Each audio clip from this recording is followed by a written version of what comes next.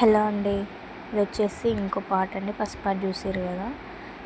చూడండి, నేను లెంత్ ఒక 7 ఇంచెస్ తీసుకొని కింది సైడ్ పైన సైడ్ పీకో చేసి ఫిల్స్ అనేవి పెడుతున్నాను.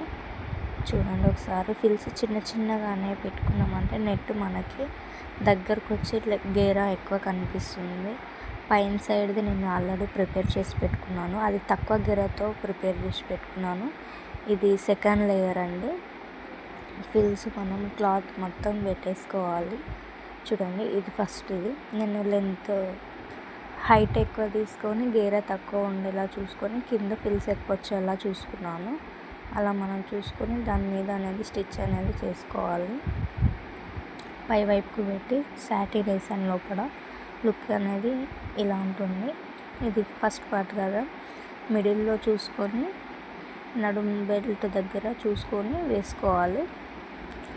Front part back part separate వేసుకుంటే మనకు టైట్ లూజ్ అనేది చేసుకోవడానికి ఈజీగా ఉంటుంది.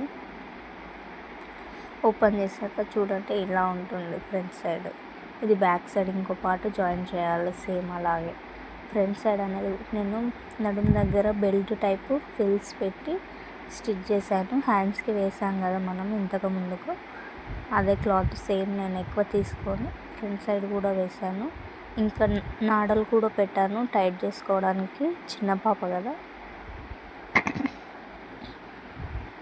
ఎక్స్ట్రా ఉన్నది కట్ చేసేసుకోండి.